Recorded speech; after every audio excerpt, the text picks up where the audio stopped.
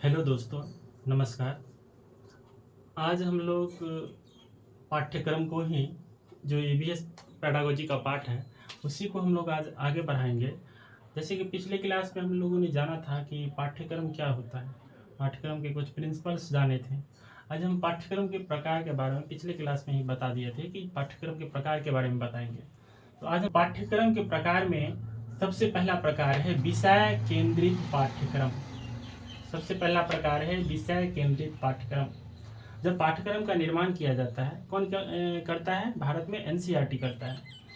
अभी तक 4 बार किया है।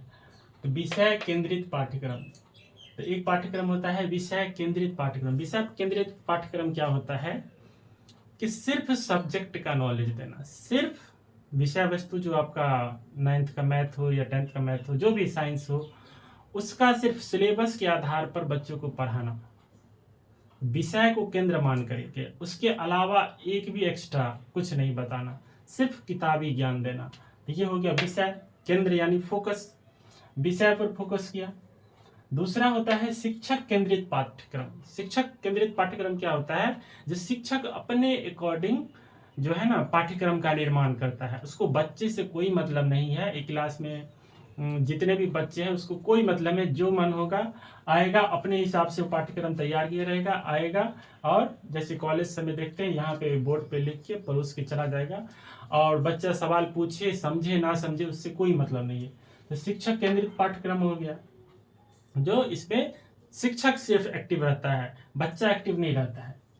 थर्ड है बाल केंद्रित पाठ्यक्रम। बाल केंद्रित पाठ्यक्रम क्या होता है? जिसमें बच्चा एक्टिव रहता है। जब एक शिक्षक मुस्कुराते हुए क्लास में जाते हैं तो देखते हैं अलग अलग शहरों से अलग अलग भाषा के बच्चे क्लास में बैठे रहते हैं, अलग विभिन्न प्रकार के बच्चे क्लास में बैठे रहते हैं। तो उनके हिसाब से, हर बच्चे के हिसाब से, उसके आवश्यकता के हिसाब से, उसके रुचि के हिसाब से बच्चों को ज्ञान देना, हर बच्चे को एक क्लास में सबका ख्याल रख करके पढ़ाना। तो क्या हो जाएगा? बाल केंद्रित। इसमें शिक्षक भी एक्टिव रहता है और बच्चे भी बातचीत करके जितना कंफर्टेबल उसको कराएंगे उतना बच्चा खुल के सामने आएगा, अपनी भाषा में बात करेगा। क्रिया केंद्रित पाठ्यक्रम क्या हुआ? जिसमें बच्चे को टीचर एक्टिविटी करवा कर बच्चों को सिखाते हैं। बच्चे और टीचर दोनों इसमें एक्टिव होते हैं। जॉन डीवी का कहना है बच्चे खुद करके सीखते हैं तो वो ज़्यादा समझते हैं, इसलिए बच्चे को एक्टिविटी कराया जाता है, चाहे संगीत के माध्यम से, चाहे खेल के माध्यम से बच्चे को सिखाने का प्रयास किया जाता है। फिर तो हो गया एकीकृत पाठ्यक्रम।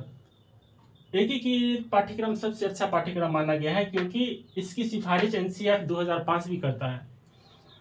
इसी का अलग अलग नाम है व्यापक क्षेत्र पाठ्यक्रम। एकीकृत पाठ्यक्रम का मतलब हुआ जिसमें हर विषय को जोड़ करके, एक दूसरे सब्जेक्ट को रिलेट करके पढ़ाना। इसकी सिफारिश करता है एनसीईआरटी 2005। इसी को हम लोग कहते हैं व्यापक क्षेत्र पाठ्यक्रम। व्यापक का मतलब बड़े स्तर पर पढ़ाना, विस्तार से पढ़ाना। इसमें शैक्षिक सहशैक्षिक दोनों शामिल होता है। और सब्जेक्ट की दीवारों को तोड़ना, यानी कि सभी विषय को एक दूसरे से जोड़ के पढ़ाना, इसी को बोलते हैं एकीकृत पाठ्यक्रम को। सह संबंधित पाठ्यक्रम, यानी कि संबंध स्थापित करके, एक दूसरे सब्जेक्ट को संबंध स्थापित करके जो हम पढ़ाते हैं तो वो हो जाता है, इसी को हम एकीकृत पाठ्यक्रम भी कहते हैं और सह संबंधित पाठ्यक्रम भी कहते हैं। तो एकीकृत पाठ्यक्रम क्या हो गया? जिसमें सब्जेक्ट की दीवारों को तोड़कर आपस में एक दूसरे से को रिलेट करके पढ़ाते हैं। 6 हो गया कोर पाठ्यक्रम। कोर पाठ्यक्रम कौन दिए थे? कहाँ से आया था? अमेरिका से। इसमें क्या होता है कोर पाठ्यक्रम में ना, कुछ सब्जेक्ट आपको कंपलसरी रहता है। जैसे आप 10th में जाइएगा तो आपको मैथ भी पढ़ना पड़ेगा, साइंस भी पढ़ना पड़ेगा, एसएसटी भी पढ़ना पड़ेगा, इंग्लिश भी पढ़ना पड़ेगा। हालांकि बिहार में इंग्लिश कंपलसरी नहीं है, लेकिन 5 को सब्जेक्ट आपको पढ़ना पड़ेगा और उस हिसाब से मार्क्स आता है, यानी कि फिक्स है। लेकिन आगे जब जाइएगा तो आपको फिक्स नहीं रहेगा, आपको जो सब्जेक्ट लेना होगा आप वही लेंगे। तो कंपलसरी जो सब्जेक्ट होता है उसी को बोलते हैं कोर पाठ्यक्रम। 7वां होता है छिपा हुआ पाठ्यक्रम। छिपा हुआ पाठ्यक्रम क्या होता है? जब बच्चा क्लास में बैठता है तो अपने दोस्तों से कुछ सीखता है। ये किताब में तो नहीं लिखा हुआ है, लेकिन दोस्तों से सीखता है। शिक्षक कुछ एक्टिविटी किए तो उनको देख करके सीखा, कोई माली जो है सो गार्डन में पानी पटा रहा है तो बच्चे उससे सीखते हैं, चलते फिरते यानी कि सीखते हैं, जिसका कोई किताब से लेना देना नहीं है, लेकिन बच्चे सीख जाते हैं।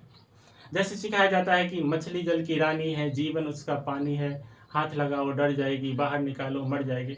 ये सिर्फ एक पोयम नहीं है, इससे कहना इसका मतलब होता है कि जो जो नदी तालाब है उसमें आप कचरा ना डालें, कचरा डालेंगे तो उसकी मछली मर जाएगी। कहीं ना कहीं इससे, इस पोयम से क्या हुआ, एक ज्ञान छुपा हुआ है कि आदमी तालाब में कचरा नहीं डालेगा, क्योंकि तालाब का पानी बंधा हुआ रहता है, समुद्र तो है नहीं, बंधा हुआ रहता है, उसमें कचरा डालेंगे, गंदा पानी फेंकेंगे तो क्या होगा, उसका जो जल जीव है वो सब मरने लगेगा। तो मछली जल की रानी, इस पोयम से क्या हुआ, एक सीख मिला।